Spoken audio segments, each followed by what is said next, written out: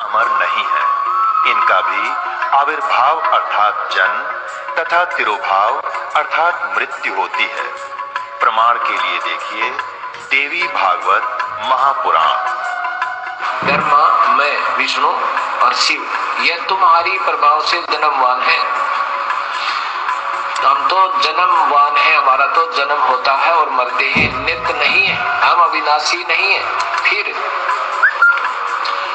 इंद्रादि दूसरे देवता नित्य किस प्रकार हो सकते हैं?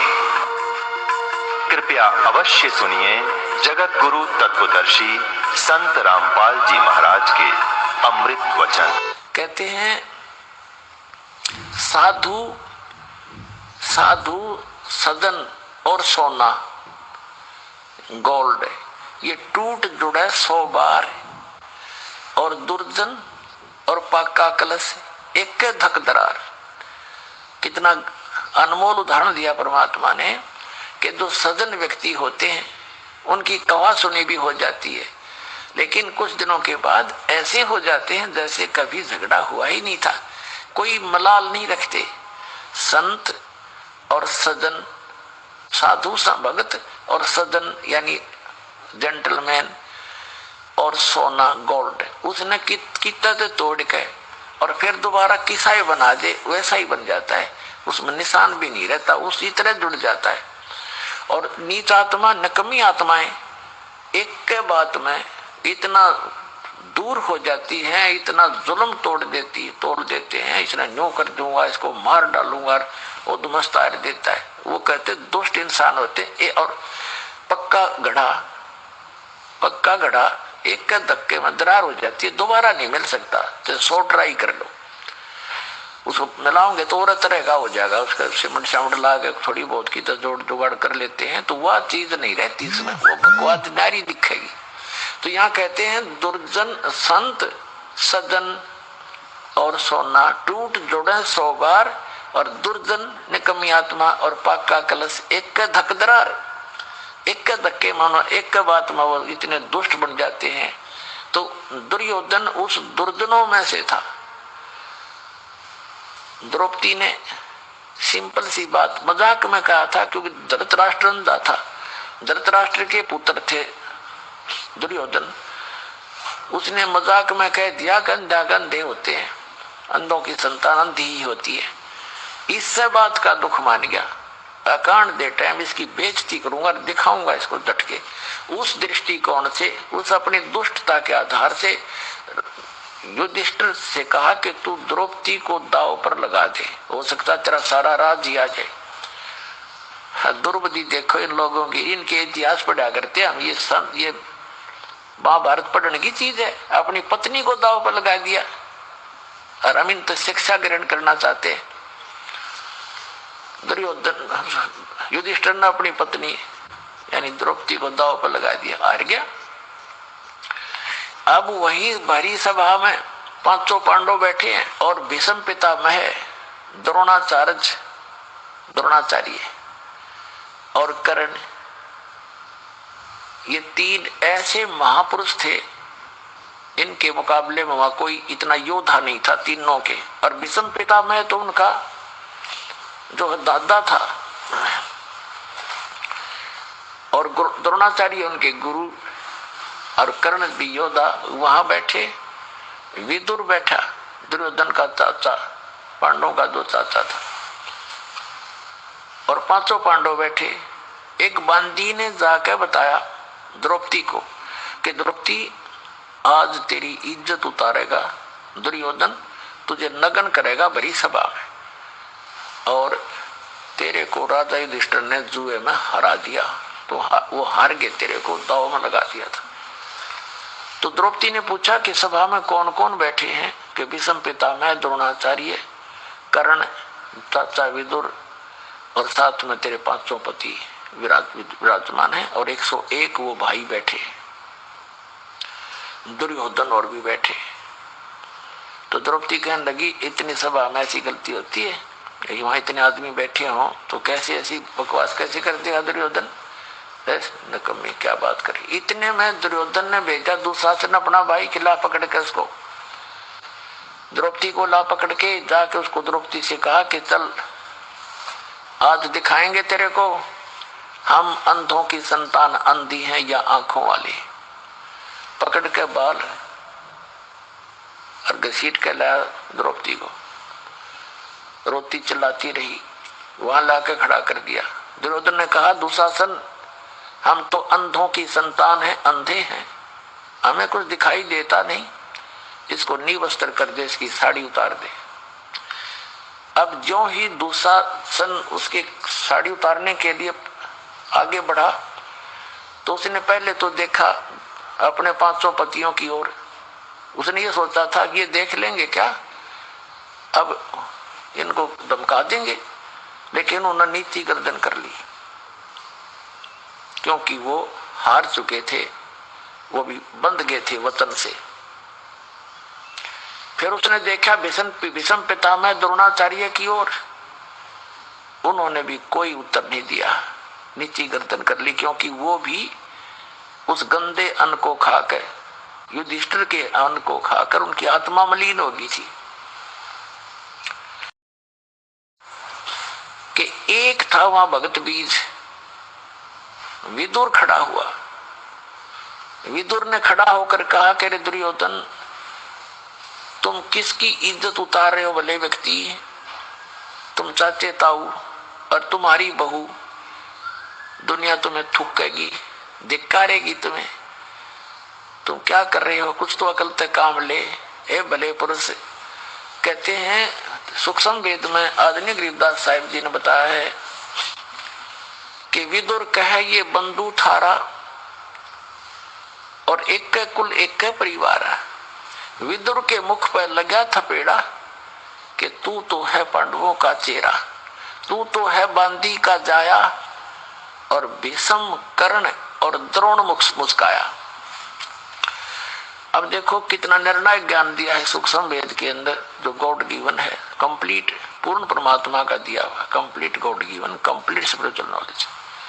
इसमें गरीबदास साहिब जी ने बताया है कि सूक्ष्म वेद में प्रमाण दिया है कि एक व्यक्ति था उस सभा में, उस पंचायत में, जो पंचायती होना चाहिए। पंचायती अगर कहीं पंचायत में गया है और सच की बात कहे, न्याय की बात कहे, कोई नाराज रहे चाहे राजी रहे, उसकी बात को नहीं मानता है तो पंचायत छोड़कर चला जाना चाहिए, वहां रहने में भी दोषी हो जाता है। तो विदुर ने जब न्याय की बात की, एक था वहां पंचायती, उसने खड़ा होकर कहा, अरे विदुर कहे ये बंधु तुम्हारा, तुम्हारा भाई बंध है और एक के कुल तुम्हारा एक ही परिवार है। विदुर के मुख पर लगा थपेड़ा, दुशासन ने थप्पड़ मारा अपने चाचा के, और तू तो है इन पांडवों का चमचा, तो इनका इनने की तरफ बोलता हमेशा ही। कहते हैं तू तो है बांदी का जाया, क्योंकि विदुर की उत्पत्ति एक बांदी से हुई थी। तो उस बात पर जब दुशासन ने ये कहा कि तू तो है बांदी का जाया, भीष्म, द्रोण और कर्ण मुस्काया। वो तीनों योद्धा भीष्म पितामह, द्रोणाचार्य और कर्ण, कहते हैं दांतरे काटे, दांतरे हंसे, जबकि उनको खड़ा होके कहना चाहिए सर निकम्मे, खबरदार जतन तेरा अपने चाचा का हाथ लगा दिया, तेरे जैसा दुष्ट नहीं, निकम्मी आत्मा, और सभा छोड़ देनी चाहिए थी। कहते वो हंसे इस बात पर जब उन्होंने न्यों कहा तो बांदी से उत्पन्न है ना, तेरी तो ऐसी ही गुलामों वाली ही व्यक्ति है और तो इनका चमचा है। इस बात पर वो तीनों हंसे, जबकि गुरु पद पर बैठा व्यक्ति हंस रहा इस बात पर। धिक्कार। अभी इन इतिहासों को पढ़ा करते, हमारी श्यामा कल्याण चाहते थे और समाज सुधार चाहते थे। तो कहते हैं जब द्रौपदी ने देखा, विदुर चला गया उठ के, अब द्रौपदी ने देखा ये तीनों हंस रहे इस बात पर। अपनात्माओं, जो आज दास ने कथा सुनाई थी गज और गरा की, हाथी और मगरमच्छ की, जब तक उन्होंने अपने अंगे का प्रयोग किया वह दुखी रहे, और जब उन्होंने मालिक याद किया तो फैसला हो गया उनका। तो हम जब तक अपनी बकवादों में अपना अंगा प्रयोग करेंगे, मालिक दूर रहे से, और जब हम उस मालिक को याद करेंगे, यहाँ संसारिक साथी तरह को आपका कोई साथ नहीं देगा। आप देख लेना, हमने तो खूब आजमा रखा है, जब हम मालिक की शरण में आते हैं तो उसी को पुकारें। जब द्रौपदी ने जब सारे उसके देख लिया कि कोई भी संसारिक सहयोग तुझे नहीं मिल रहा है, तब मालिक याद आया। अब देखो आपत्ति में सब पुकारे हैं, सब न पहले माँ बाप ने याद करें, फिर हे भगवान बचाइए, लेकिन उनकी पुकार नहीं सुनी जाती क्योंकि उनके पूर्व जन्म का कोई संस्कार नहीं होता। अब वो एक बिलहात 1 इंच का दिया हुआ कोपीन का कपड़ा कुपात्र को दिया हुआ दान विफल होता है, तो सुपात्र को दिया हुआ वो नेसेसिटी थी उसकी। जैसे मेरे साधु आन रहे हैं और कपड़े मांगते हैं और सामने बेच कर दारू पी ले, ऐसे दुष्टों को दिया हुआ तो यूजलेस है वो। तो ऐसे स्थान पर दिया हुआ पैसा उसको टुकड़ा अब कहाँ काम आया। जैसे द्रौपदी ने वहां से पुकारा, उसकी आत्मा की पुकार गई ऊपर धर्मराज के दरबार में। ऑटोमेटिक सिस्टम है यहाँ का। अब तो आपको और आसानी तो समझ में आ जाएगा, इंटरनेट वगैरह लग गए, समझदार मालिक ने पहले याद आया न्याय करी है कि आध्यात्मिक मार्ग तो इससे और एफिशिएंट है और बहुत ज्यादा सुपीरियर है इससे। तो यहां से पुकार गई ऊपर, एकदम वहां घंटी बजती है जबरदस्त। जब जिसी पर आपत्ति आती है, धर्मराज ऑटोमेटिकली उस आत्मा का अकाउंट खुल जाता है और धर्मराज उस पर ध्यान जाता है। इस लड़की पर ये आपत्ति आई, इस आत्मा पर, तो वो ये देखता है इसका कोई ऐसा संस्कार है जिससे मैं इसकी मदद करवा सकता हूं। तो उसने क्या देखा कि ये एक अंधे महात्मा को कपड़ा दिया है लड़की ने, और उसका फिर बेनिफिट देखा उसी में कंप्यूटर में, उसमें देखा इसमें तो कितना ही दिया जा सकता है। तो वहां से रिफ्लेक्ट होकर वो जी तो द्वारका में अपनी पत्नी रुक्मणी के साथ वहां शतरंज खेल रहे हैं, और वहां से वो रिफ्लेक्टेड आई पुकार शक्ति। श्री कृष्ण जी पासे डालना चाहा, जैसे शतरंज खेलते हैं ना, पासे होते हैं इनके, और उसमें बोलते हैं पासे डाल के कोई पौ 12, कोई कच्चे 11, पक्के 12, पक्के 18 ऐसे। तो जो ही श्री कृष्ण जी ने पासे डाले, एकदम हाथ उसका ऐसे हो गया आशीर्वाद की तरह, ऐसे अकड़ गया और कहा अनंत। हाँ, वो कृष्ण जी नहीं बोल रहा था उसमें, वो तो वहां से रिमोट से परमात्मा ने उसे अनंत को वहां से, जैसे आजकल ये प्रोग्राम रिले होते हैं इंटरनेट माध्यम से, इलेक्ट्रॉनिक मीडिया बन गया है। एक यहाँ छतरी आ जाती है एक गाड़ी पर लगी हुई, और यहाँ से टेलीकास्ट वहां करते और वहां से घूमकर यहीं फिर देख लेते हम। तो ऐसे वहां से ऑटोमेटिकली श्री कृष्ण में आई वो पावर, रिमोट से मालिक ने रिपोर्ट से किया, एकदम उसका हाथ ऐसे हो गया अनंत। तो रुक्मणी ने हाथ पकड़ा कि इन पासा खेलते समय, शतरंज खेलते समय अनंत का क्या मतलब है, हार गया ना। कहते हैं रुक्मणी कर पकड़ा मुस्काई, आसन लागी, अनंत कहा वो को समझाई। यो अनंत जो आपने बोला इसका क्या मतलब है बता। तब श्री कृष्ण कहता है कि दुशासन ने द्रौपदी पकड़ी। अब श्री कृष्ण ने ना पता तो वो पावर कोई और बुला रही थी उसको अपने रिमोट से। दुशासन ने द्रौपदी पकड़ी और मेरी भगत सकल में सिखरी, यानी सबसे टॉप मोस्ट है हमारे जो भक्ति करता है, मेरी भगत सकल में सिखरी। जय अमरी भक्ति, हमारा भगत पे छोड़ी हुई तो हमारा नाम न ले वह कोई। जब हमारा भगत हार गया, उसकी हीनता होगी तो भगवान का नाम लेने वाला कोई रहेगा नहीं। फिर कृष्ण जी तो वहां लग गया खेलने, पासे इतना कुछ कह सुन के नो प्रमाणित करने के लिए मैंने यहां से कुछ और शक्ति ने किया। और कहते हैं तंदे ही से पासा डारी, श्री कृष्ण जी तो वहां शरीर से खेल रहे हैं पासे, और पहुंचे सुख समरूप मुरारी। वो सब का धारण पोषण करने वाला अब इन सब सदग्रंथों से मेल करके आपके समझ में आवेगी कि यो खेल हो कहां से रहा है।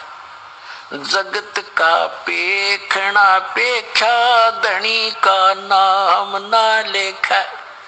जो सब कुछ करा उसका तो नाम निशान नहीं। कोई कृष्ण ने कर दिया, कोई नू का कृष्ण पुराने ने कर दिया।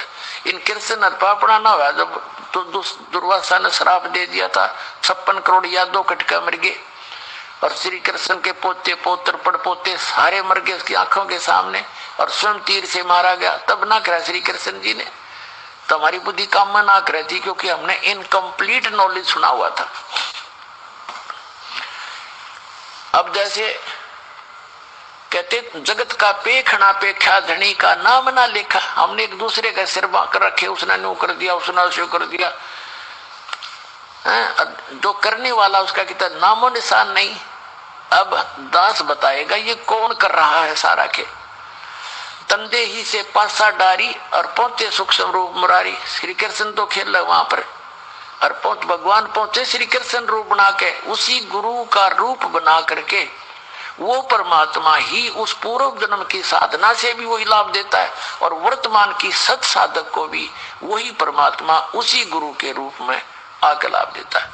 अब यहाँ आपके थोड़ी सी बात समझ में आनी चाहिए कि जैसे कुछ भक्त हैं जो राधा स्वामी पंथ में गए या दूसरे पंथों में, या वैसे कोई अपने मनमुखी भक्ति करते हैं, कोई गुरु जैसा वैसा उन्हें बना रखे, तो उनको भी लाभ होते हैं, लेकिन देता वही भगवान है। उनके पूर्व जन्म के आगे चार्जर नहीं है उनका, तो 2-4 लाभ उनको हुए हैं वो पूर्व जन्म के भी उसी परमात्मा ने उनके गुरु के रूप में दिए।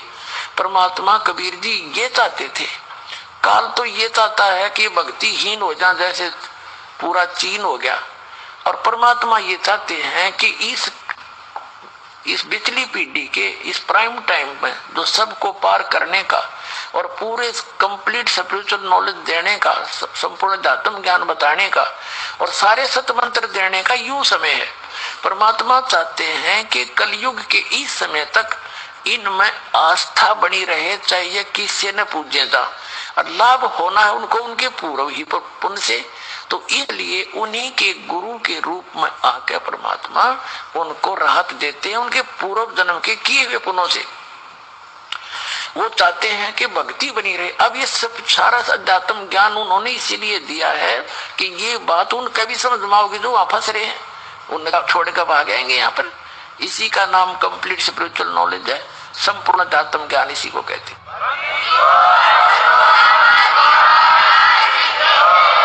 तो कहते हैं सुख श्री कृष्ण जी का रूप बनाकर सूक्ष्म रूप, और परमात्मा पीछे खड़े हो गए और ऐसे आशीर्वाद कर दिया। कहते हैं पहुंचे सूक्ष्म रूप मुरारी, खेचत खेचत खेच कसीसा, वो खूब जोर लाके खींच रहा है दुशासन को, सोचे कर दो इसने नंगी। खेचत खेचत खेच कसीसा, सिर पर बैठे हैं जगदीशा। द्रौपदी सुता को दिन ने लीर, अंधे को कोपिन दी थे बढ़ गए अंत पारे। कहते हैं द्रौपदी को कोपिन दी रे बढ़ गए अंत पारे, तो खेचत खेचत खेच कसीसा, सिर पर बैठे हैं जगदीशा। द्रौपदी सुता को चीर बढ़ाए, शंख शंखों पार नहीं पाए। अब दुशासन साड़ी खींच खींच के इतना योद्धा था, कहते हैं 10,000 हाथियों की ताकत दुशासन के अंदर। जैसे आजकल तो हॉर्स पावर से गिनते हैं, उसमें एलिफेंट पावर गिनी जाती थी। इतना ताकतवर द्रौपदी कमल के फूल जैसी परमात्मा की शरण में सत भक्ति, वो मालिक की पूर्व जन्म की साधक थी, इस जन्म की अभी तक उसको मदद मिल रही थी, लेकिन नहीं समझ में आती इन प्राणियों के। तो फिर परमात्मा ने वो अनंत बढ़ा दिया, दुशासन पसीनम पसीना हो गया, इतना तगड़ा योद्धा। तो फिर कहा था, तो फिर बताया परमात्मा ने आकर के कि द्रौपदी सुता को दिन ने लीर, जाके अंत बढ़ाए चीर। अब वो तो बात आई गई हुई, दुशासन थक के बैठ गया, भाई कोई पता नहीं के जादू कर दिया इसने, तो ये जादू कहने लग जाते हैं फिर जो कर्महीन इंसान। फिर द्रौपदी अपने घर चली गई, बात वहां खत्म हुई। अब कुछ दिन के बाद श्री कृष्ण जी आए। श्री कृष्ण जी से द्रौपदी ने कहा, है भगवान मैंने सब कुछ, सब जब मेरे सारे संसारिक सारे खत्म हो गए थे, मेरे पति भी मदद करने योग्य नहीं रहे थे, और भीष्म पिता में द्रोणाचार्य और कर्ण जी ने भी मेरी मदद नहीं करी, और ये मेरी ऐसी समस्या आ गई थी भगवान, आपको याद किया, आपने मेरी लाज रखी। हे परमात्मा, मेरे कौन से कर्म का फल था? अब कृष्ण जी को तो याद भी कोई ना, उस पता भी नहीं था वहां की हो रहा उसकी घटना। पुणात्मा यहाँ समझना चाहिए आपने कि वो कहानी करने वाला कौन था। तब द्रौपदी ने बताया ऐसे ऐसे हो गया था, सब ने बताया कि द्रौपदी बड़े कमाल किया आपने, तो गुरु का नाम लिया जाता है, करता भगवान ये। पांडवों का गुरु भी श्री कृष्ण जी थे, तो श्री कृष्ण जी को दिव्य दृष्टि दी, क्योंकि पुण्य कर्मी प्राणी है और परमात्म पद प्राप्त है इनको, 3 लोक के प्रधान है, एक विभागीय मंत्री है, इनमें इतनी दिव्य दृष्टि होती है। उन्होंने दिव्य दृष्टि से देखा कि हो द्रौपदी, आपने जब आप कुंवारी थी अपने पिता के घर पे एक बार स्नान करने गई थी, तो एक अंधे महात्मा की कोपीन बह गई थी जल में, और आपने अपनी साड़ी पाड़ के और उसको कोपीन दी थी। उस एक छोटे से कपड़े का वो फल है तुझे, जिस कारण से भगवान ने तेरी साड़ी बढ़ा दी। अब द्रौपदी उस बात को याद करती है, हे भगवान, हे परमात्मा, एक लीर यानी एक छोटे से टुकड़े के कारण मेरे हो गए चीर अपार, और जब मैं पहले जानती तो सर्वस्व देती वार। जब मुझे पहले पता होता ऐसा महापुरुष है तो उस पर फिदा हो जाते, पता नहीं नाम लेते, उसे ज्ञान लेते हैं और कुर्बान हो जाते। मैं सर्वस्व देती वार, मुझे नहीं मालूम था वो इतने महापुरुष थे, एक छोटे से कपड़े के दान करने से आज मुझे इतना लाभ मिला। तो पुण्यात्माओं, आज आपको वो स्थान प्राप्त है, थोड़े से दान का असंख्य गुना मिलेगा, और थोड़ी सी भक्ति का आपको असंख्य गुणी भक्ति डिपॉजिट होगी।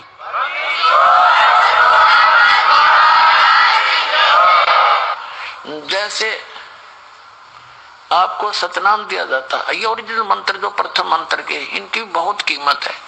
श्वास का जो मंत्र है, एक बार जो सतनाम और सारनाम आपको दिया जाता है, एक बार श्वास हो श्वास से सिमरण करने का इतना लाभ है, इतनी कीमत है, इतनी वैल्यू है इसकी, कि जैसे एक तखड़ी के तराजू में पृथ्वी लोक पूरा, यानी एक राजा थोड़े से टुकड़े का प्रधान होता है, और वो कितना वैल्यूएबल लगता है, हमें कितना महान लगता है। कहते पूरी पृथ्वी का राज एक पलड़े में, और पाताल लोक का, स्वर्ग लोक का जो कीमत एक तराजू के पलड़े में, और एक तरफ सतनाम की एक कीमत है। कहते हैं वो पलड़ा फिर भी भारी रहे, वो तीनों वाला ऊपर न उठ जाएगा, इतनी कीमत है। कहते हैं सतनाम पालड़ा रंगोरी हो, और 3 लोग 14 लोग चढ़ावे, 3 लोग तो 5 सिंह बताए हैं, ये तो वैसे रख देते हैं 5 सिंह, और 14 लोग चढ़ावे। ओए होए, जैसे ये 3 लोकों से अन्य और 14 लोक हैं, विष्णु जी का लोक, शिव जी का लोक, ब्रह्मा जी का लोक, दुर्गा का लोक, और ऊपर के जो महाप्रबणा रखे इन्होंने ब्रह्मलोक के अंदर कई पोर्शन है, ये सारे लोक मिलाकर धर्मराज का लोक, ब्रह्म का लोक जो 3-4 पोर्शन उसके अंदर है, ये सारे एक तरफ चढ़ा दे एक पालड़े में। और ये 3 लोक, पृथ्वी लोक, स्वर्ग लोक और पाताल लोक, इन तीनों श्लोकों में प्राणी हैं जिनके प्रधान है ब्रह्मा विष्णु महेश, इन 3 लोकों पर इनकी प्रभुता है। आगे ऊपर ब्रह्म लोक एक अलग से संसार बसा हुआ है, वहां पर ये काल कंट्रोल करता है। ऐसे ही 3 रूप बना के वो ऊपर रहता है ब्रह्मा विष्णु महेश का, तो ये अलग से बताएंगे, विषय आज कुछ दूसरा है। तो कहने का भाव, जैसे 5 सिंह किसे कहते हैं, जैसे पहले पुराने समय में ताखड़ी हुआ करती तराजू, उसके बीच में एक डंडा होता था, 2 तखड़ी ऐसे बांध दिए जाते पलड़े रस्सियों से, तो उसमें कुछ एरर हो जाती थी, 5 सिंह बोला करते कि इसमें 5 सिंह है। उसको सेट करने के लिए जो सामान तोलना होता, जैसे हम दास का जन्म किसान घर में हुआ, तो जैसे गेहूं तोलने आता सेठ लाला जी दुकानदार बिजनेसमैन, तो क्या करता था, घर वाले कहते थे भाई 5 सिंह देखा इसमें एरर लेस तो नहीं है ना, तो उसमें कोई डिफेक्ट होता था, गेहूं की एक मुट्ठी भर के दूसरे पलड़े में डाल देते थे, वो एरर लेस हो जाती थी पलड़ी, वो तखड़े बैलेंस बन जाती थी, उसको 5 सिंह कहा करते थे। 5 सिंह डाल दे और उस साइड में बट्टे धर के और दूसरी तरफ सैकड़ों मनुष्य ताकड़ी से गेहूं तोड़ ले जाते थे। वो सौदा न्यारा था, वो 5 सिंह के थे, 1 मुट्ठी गेहूं थे। तो ये क्या बताया है कि सतनाम पालड़े रंगोरी हो, सतनाम का श्वास उश्वास का जो सिमरण है, ये 2 अक्षर का है। मैं सतनाम कोड वर्ड में बोल रहा हूँ, वैसे लिखे सही है ये 2 मंत्र, ओम एक तत्व, पालड़ा रंगोरी हो, सतनाम पालड़ा रंगोरी हो, और 14 लोक चढ़ावे राम रंगोरी हो, 3 लोक पासिंग धरे रंगोरी हो, और तो ना तुले तुलाया राम रंगोरी हो। तो एक सिमरन की इतनी कीमत आपको मिल रही है, और आप कितने कंगाल हो चुके, और आप कितने परिपूर्ण थे भक्ति से। जिस भक्ति से परिपूर्ण आप सतलोक से आए थे, उतने ही परिपूर्ण होकर के इस भक्ति धन से तुम वहां जा सकते हो। उसके लिए आपको ये वास्तविक मंत्र दिए गए हैं, आप आजीवन जपते रहोगे, तब जाकर के वो बैलेंस आपका बनेगा। और फिर परमात्मा ऐसे सतभक्ति करने वाले और मर्यादा में रहने वाले भक्त की भक्ति भी थोड़ी बहुत अगर कोई कम रहेगी तो अपने ग्रेस मार्ग से उनको पार करेगा, ये गारंटीड बात समझ लेना।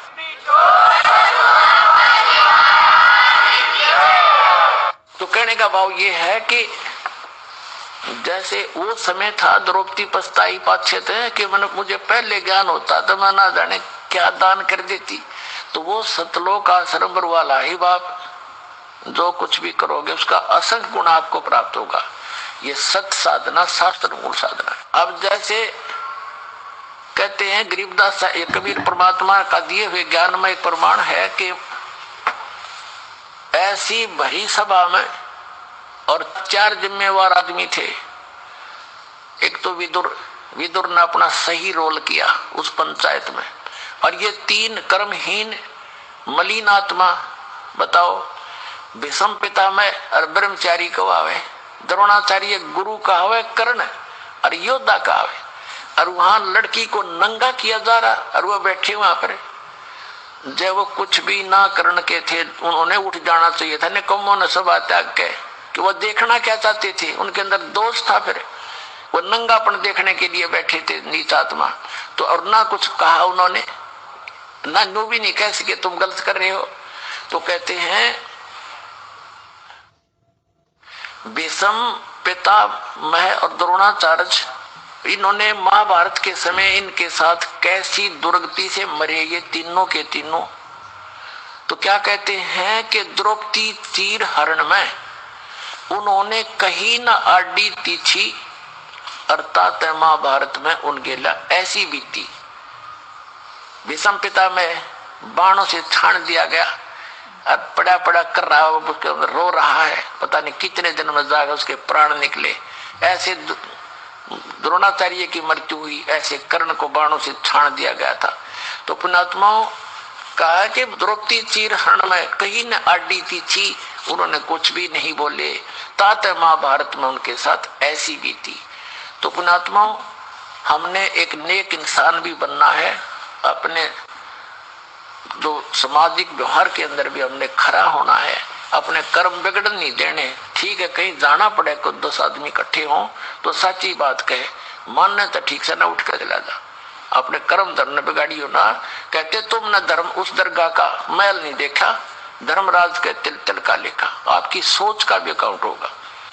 तो पुण्यात्माओं आज का जो प्रसंग था, पावेगा अपना किया रे, मन भोगेगा अपना किया रे। तो हम अच्छे काम कराएंगे, सद्भक्ति करेंगे, बुराइयों से बच के रहेंगे तो हम अच्छा ही प्राप्त करेंगे, आपका कल्याण होगा। भक्ति करते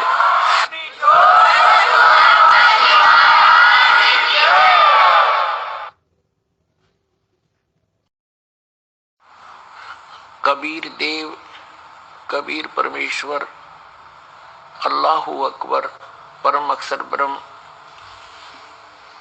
कबीर साहिब जी की असीम रजा से आप पुण्यात्माएं सत्संग सुनने के लिए उपस्थित हुए।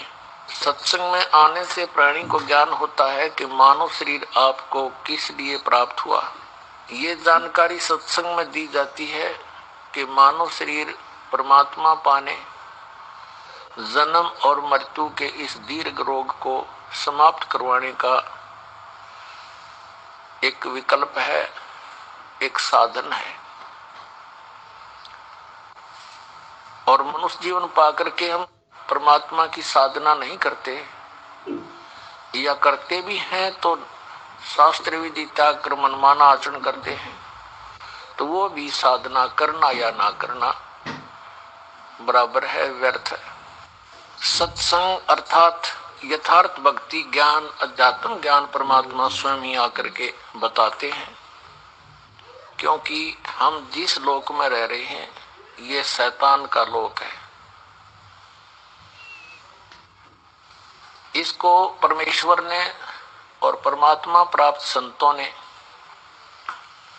इसको काल कहा है। ज्योत स्वरूपी निरंजन है इसका नाम, और वेदों में इसको ब्रह्म कहा है। ये स्वयं भी अपने आप को ब्रह्म कहता है। ब्रह्म से ऊपर परब्रह्म है एक शक्ति। ये ब्रह्म, ये सरपुरुष, ये काल, ये शैतान है, इसके 21 ब्रह्मांड हैं। इससे नेक्स्ट है परब्रह्म, जिसको श्रीमद् भगवत गीता अध्याय नंबर 15 के श्लोक नंबर 16 और 17 में 16 में इसको सरपुरुष कहा है, 21 ब्रह्मांड के स्वामी ब्रह्म को, काल को। और इससे नेक्स्ट जो ब्रह्म है उसको अक्षर पुरुष कहा है, उसको परब्रह्म भी कहते हैं। वो 7 संख ब्रह्मांड का मालिक है, स्वामी है। और इनसे ऊपर तीसरे नंबर का ओवरऑल कंट्रोलर जो है वो परम अक्षर ब्रह्म है, उसको परम अक्षर पुरुष भी कहते हैं, उसको अल्लाह ताला भी कहते हैं, उसको अल्लाहु अकबर भी कहते हैं। तो इसे काल कसाई भी कहा है, इसको शैतान भी कहा है। इसी काल ने चारों वेदों का ज्ञान बताया। इसी काल ब्रह्म ने श्रीमद् भगवत गीता का ज्ञान श्री कृष्ण में प्रवेश करके बोला। इसी काल ब्रह्म ने कुरान शरीफ का ज्ञान, कुरान मजीद का ज्ञान जबरील देवता के माध्यम से, जबरील फरिश्ते के माध्यम से हजरत मोहम्मद जी तक पहुंचाया।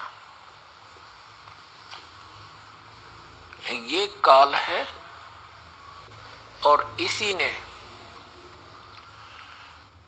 पवित्र बाइबल का ज्ञान भी इसी काल ने बोला।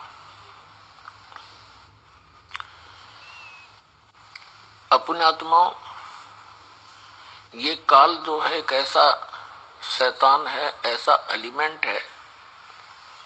ये नहीं चाहता कि ये जीव सुखी रहें, ये नहीं चाहता कि इनको अल्लाह ताला की अर्थात परम अक्षर ब्रह्म की जानकारी हो जावे। ये अपने सत्र का ज्ञान देता है, फिर अंत में ऑप्शन छोड़ देता है कि उस अल्लाहु अकबर की अर्थात उस परम अक्षर ब्रह्म की जानकारी किसी बाखबर से पूछो, अर्थात तत्वदर्शी संत से जानो। श्रीमद् भगवत गीता अध्याय नंबर 4 के श्लोक नंबर 34 में गीता ज्ञानदाता कहता है कि जो ज्ञान गीता अध्याय नंबर 4 के श्लोक नंबर 32 और 34 का ये मिला जुला सारांश है कि पूर्ण परमात्मा स्वयं आकर के अपने मुख कमल से यथार्थ भक्ति ज्ञान सुनाता है, बताता है, अच्छी आत्माओं को मिलता है, और वो ज्ञान तत्व ज्ञान होता है। चौथे अध्याय के 34वें श्लोक में कहा है कि अर्जुन, उस तत्व ज्ञान को जो परमेश्वर सच्चिदानंद घन ब्रह्म अपने मुख कमल से आकर बताता है, उस तत्व ज्ञान को तू तत्वदर्शी संतों के पास जाकर समझ, उनको दंडवत प्रणाम करने से, कपट छोड़कर नम्रता पूर्वक प्रसन्न करने से वह तत्वदर्शी संत तुझे तत्व ज्ञान का उपदेश करेंगे। इसी प्रकार यजुर्वेद अध्याय नंबर 40 के श्लोक नंबर 10 में स्पष्ट किया है कि कोई तो परमात्मा को संभवात कहते हैं। संभवात माने जन्म लेने वाला श्री राम और श्री कृष्ण के रूप में मानते हैं अधिकतर लोग। और कुछ असंभवात कहते हैं, वो कभी जन्म लेता ही नहीं, यहाँ आता ही नहीं। तो वो परमात्मा कैसा है उसकी जानकारी धीरा नाम तत्वदर्शी संतों से पूछो। और कुरान शरीफ के अंदर सूरत फुरकान 25 आयत नंबर 52 से 59 में स्पष्ट किया है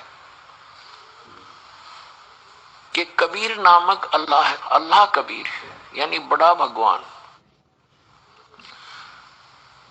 उसकी जानकारी किसी बाखबर से पूछो और वो वही है जिसने 6 दिन में सृष्टि रची और 7वें दिन तख्त पर जा बैठा। इससे सिद्ध होगा कि तीनों होली बुक्स में, तीनों पवित्र सदग्रंथों में, पवित्र कुरान शरीफ, पवित्र श्रीमद् भगवद गीता, पवित्र वेद, इनमें वो तत्व ज्ञान नहीं है। यदि वो तत्व ज्ञान होता तो ये शब्द इन सदग्रंथों में नहीं होते कि वो ज्ञान जो वास्तविक ज्ञान है, तत्व ज्ञान है, वो पूर्ण परमात्मा है, उसकी जानकारी किसी बाखबर से पूछो। बाखबर माने इल्म वाले से, तत्वदर्शी संत से। ये तीनों सदग्रंथ इनकम्प्लीट ज्ञान रखते हैं, अधूरा ज्ञान है इनके अंदर। कुरान शरीफ, श्रीमद् भगवद गीता और ये चारों वेद, यदि इनमें वो ज्ञान होता तो एक सूरत और बोल देता, एक अध्याय और बोल देता, लेकिन वो उस तत्व ज्ञान से अपरिचित है। इन तीनों ग्रंथों का ज्ञानदाता ये सरपुरुष है, ये ब्रह्म है, ये अल्लाह ताला नहीं है, ये कंप्लीट गॉड नहीं है। वो तो कंप्लीट गॉड की तो जानकारी किसी और से जानने के लिए कह रहा है, वो है अल्लाह ताला, वो है समर्थ परमात्मा। तो पुण्यात्माओं, उस अल्लाह ताला ने स्वयं आकर ही यथार्थ ज्ञान दिया है। वो समर्थ परमात्मा है, वो पूर्ण परमात्मा है। तो पुण्यात्माओं, हम जिस लोक में रह रहे हैं ये लोक ठीक नहीं है। ये इस काल भगवान का लोक है। ये नहीं चाहता कि यहाँ के प्राणियों को उस पूर्ण परमात्मा की जानकारी हो, इसलिए ऑप्शन छोड़ देता है कि उसकी जानकारी किसी बाखबर से, तत्वदर्शी संत से पूछो। और अपने सतर का ज्ञान इन सदग्रंथों के अंदर से वो बता करके अपने संत भेज कर इस ज्ञान का ढोल पिटवा देता है, जगह जगह उसको प्रवेश करवा देता है। जन जन अपने उन सदग्रंथों से जो काल ब्रह्म के दिए हुए हैं उन्हीं को पूर्ण ग्रंथ मानकर उन्हीं के आधार से ज्ञान ग्रहण करके निश्चिंत हो जाते हैं। और परमात्मा, वो पूर्ण ब्रह्म, परम अक्षर ब्रह्म, जो परमात्मा कबीर, अल्लाह कबीर, अपनी प्यारी आत्माओं को यथार्थ ज्ञान बताने के लिए स्वयं ही आते हैं। और क्या कहते हैं वो आकर के चारों युग में मेरे संत पुकारे, कूक कहा हम हेल रे, हीरे माणिक मोती बरसे, ये जग चुगता डेल रे। परमात्मा कहते हैं हम चारों युगों में आते हैं, अच्छी आत्माओं को मिलते हैं, उनको अपने ज्ञान से, अपने तत्व ज्ञान से और यथार्थ स्थान और अपने स्वरूप से परिचित कराते हैं। फिर वो मेरे से परिचित संत भी मेरी महिमा का गुणगान करते हैं, यथार्थ भक्ति ज्ञान साधकों को बताते हैं। लेकिन उससे पहले ये काल भगवान, ये ब्रह्म अपने अज्ञान को प्रत्येक मानव के अंदर पहले से ही ये भर देता है, आंट देता है। जब परमात्मा आते हैं या उनके संत आते हैं परमात्मा से परिचित, तब सभी उस काल के अज्ञान को ग्रहण करके परमात्मा का विरोध करते हैं, अपने भगवान के उस यथार्थ ज्ञान को सुनते नहीं और वो साधनाएं करते हैं जो इनको कभी मोक्ष नहीं दे सकती। इसलिए परमात्मा कहते हैं, चारों युग में संत पुकारे कूक कहा हम हेल रे, हीरे माणिक मोती बरसे ये जग चुगता ढेल रे। कबीर साहब कहते हैं, वो अल्लाह अकबर कहते हैं, पूर्ण मोक्षदायक ज्ञान और पूर्ण मोक्षदायक वो सत साधना रूपी हीरे और मोतियों की वर्षा करते हैं। लेकिन ये भोली आत्माएं हमारे इस यथार्थ ज्ञान को ना सुनकर, ना समझकर, ग्रहण ना करके ये वो साधनाएं कर रहे हैं जो इनको कोई लाभ नहीं दे सकती, जन्म मरण का दुख नहीं दूर कर सकते और इनके जो प्रारब्ध के अंदर अर्थात जो किस्मत के अंदर दुख है, पाप कर्मों के कारण दुख होते हैं, तो वो पापों का नाश भी वो साधनाएं नहीं कर सकती। अर्थात वो कंकर पत्थर इकट्ठे किए बैठे हैं जो शास्त्र अनुकूल साधना ना करके, समर्थ भगवान की भक्ति ना करके, अन्य उपासना जो करते हो, अन्य साधनाएं करते हो, वो तो कंकर पत्थर समझो, यानी डले इकट्ठे कर रखे। और जो यथार्थ साधना है वो हीरे मोती लाल है। क्या कहना चाहते हैं कि चारों युग में संत पुकारे और कूक कहा हम हेल रे, हमने भी ऊंची आवाज लगा लगा कर जगह जगह जाके ये बताना चाहा कि हीरे मोती माणिक बरसे और ये जग चुगता ढेल रे। ये बोली आत्माएं लाल और हीरे मोतियों से परिचित न होने के कारण इन कंकर पत्थर डलों को बहुमूल्य जानकर इनको उठाए फिर रहे हैं। फिर बताते हैं, पर भी लेन जात है दुनिया, हमरा ज्ञान किन्हें ना सुनिया। तो पुण्यात्माओं, ये परमात्मा बड़े दयालु हैं, ये रहमत वाले हैं। और जैसे जो कुरान शरीफ का ज्ञान देता है और श्रीमद् भगवत गीता का ज्ञान दाता है और जो वेदों का ज्ञान दाता है, ये कंप्लीट गॉड नहीं है, ये रहमत नहीं कर सकता, ये किसी के संस्कार को चेंज नहीं कर सकता। यदि किसी का शुभ संस्कार है तो शुभ ही मिलेगा और किसी के ऊपर कोई पाप कर्म का संकट आना है तो आवे ही आवेगा, उसको रोक नहीं बदल सकते। केवल एक कंप्लीट गॉड जो है अल्लाह ताला बोलते हैं, जिसको कादर भगवान बोलते हैं, समर्थ परमात्मा कहते हैं, उसको वेदों में गीता में परम अक्षर ब्रह्म कहा है, पूर्ण पुरुष पूर्ण परमात्मा कहा है और संत भाषा में उसको सत्य पुरुष कहते हैं और कुरान शरीफ की भाषा में उसको अल्लाह अकबर कहते हैं, अल्लाह ताला कहते हैं। तो वो समर्थ परमात्मा है, वो हमारे संस्कारों को बदल सकता है।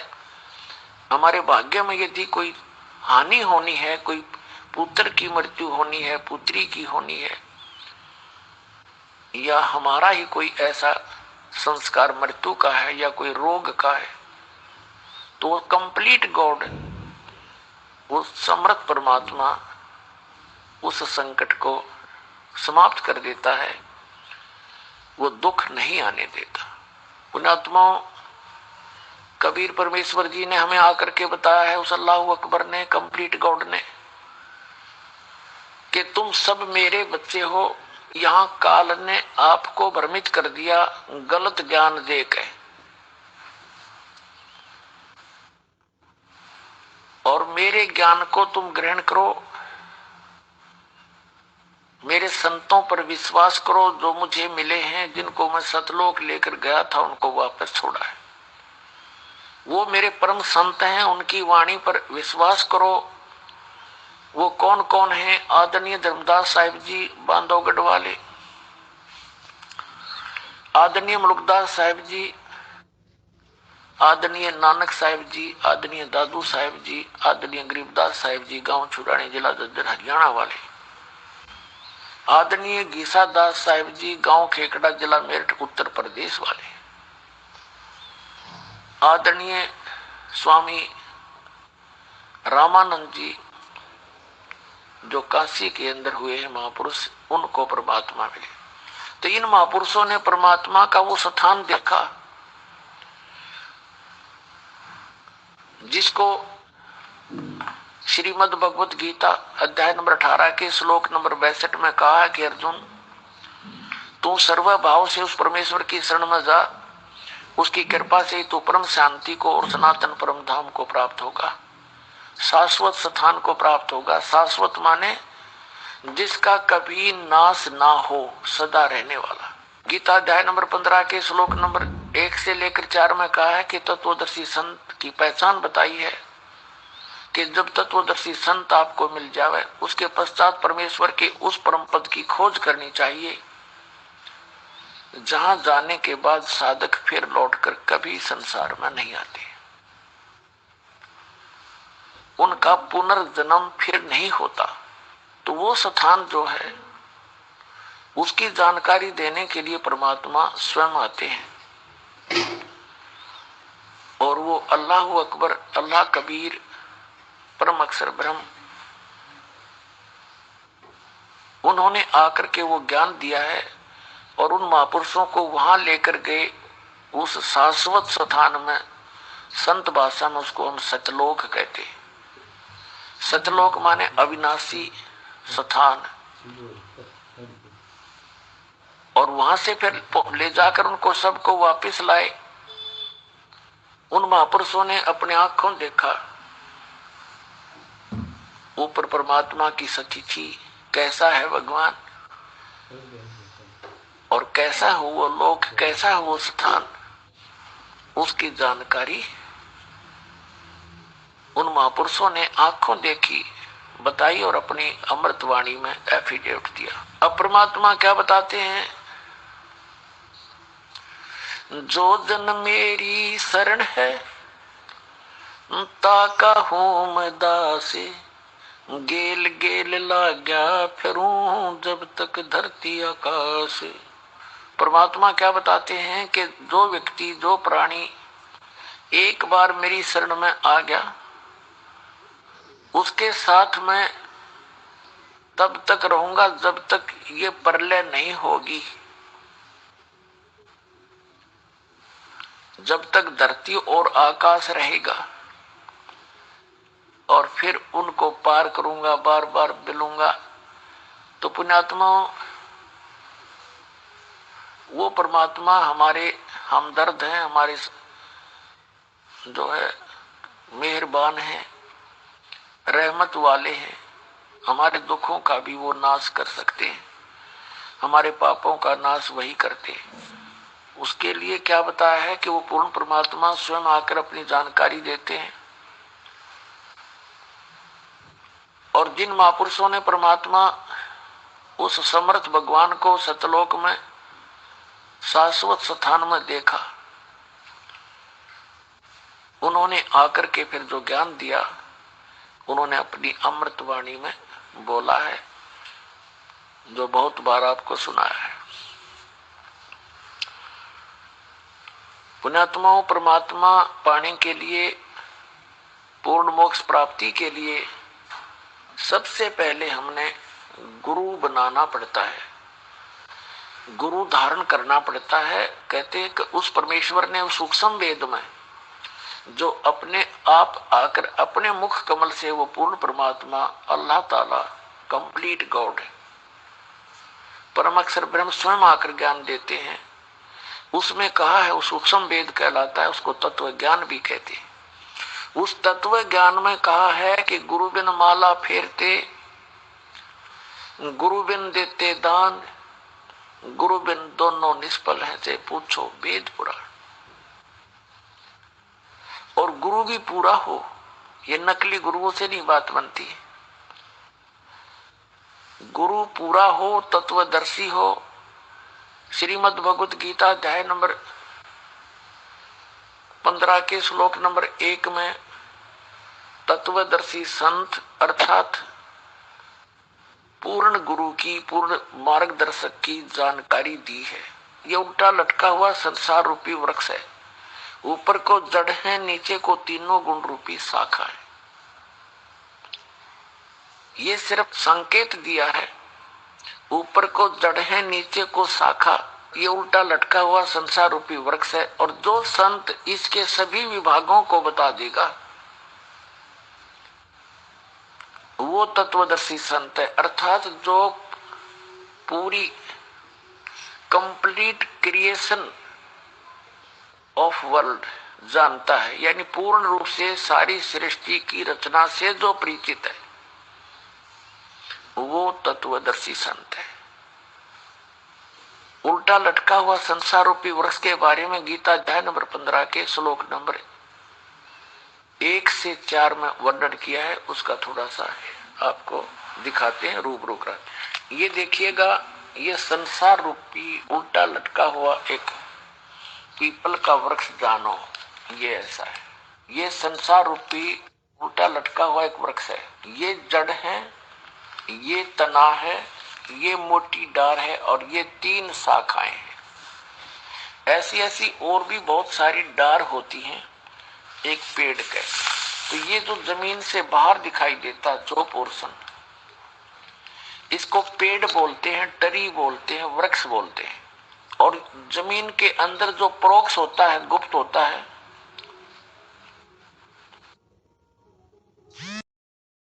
बताया परमात्मा ने।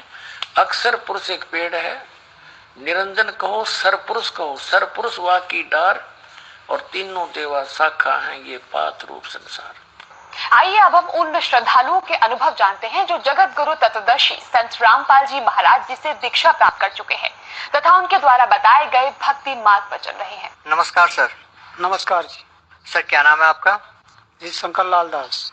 शंकर लाल जी कहाँ से आए हैं आप? जी मैं टनकपुर गेंडाखाली नंबर 1 चंपावत जिले से आ रहा हूँ। सर संत रामपाल जी महाराज की शरण में आने से पहले आप क्या साधना करते थे? जी सभी देवी देवताओं की करते थे, जो भी हम लोगों के पुराने लोग करते थे, उसी में ज्ञान में भूले हुए थे। ये सतगुरु रामपाल जी महाराज के पुस्तक का प्रचार हो रहा था 2009 में। उस समय किताब थी भक्ति सौदागर के नाम से, तो पुस्तक बिक्री थी 10 रुपए में। तो मैंने वो ले ली पुस्तक। मैंने पुस्तक पढ़ती मैंने तो मेरा तो ध्यान ही पलट गया। बिल्कुल सत्य, बिल्कुल जो भी है शास्त्रों का ज्ञान जो था उसमें, वो मेरे समझ में आ गया। सर जब आपको ज्ञान गंगा पुस्तक मिली और उसको पढ़ने के बाद आपको ज्ञान हुआ कि जो पहले साधनाएं आप करते थे वो शास्त्रों के विरुद्ध थी, उसके बाद आप संत रामपाल जी महाराज की शरण में आए। सर उसके बाद क्या लाभ मिले आपको? जी मुझे ज्ञान का बहुत, तो सबसे ज्यादा तो आध्यात्मिक ज्ञान का लाभ मिला। शास्त्रों का जो भी ज्ञान था, असली ज्ञान था, वो मिला।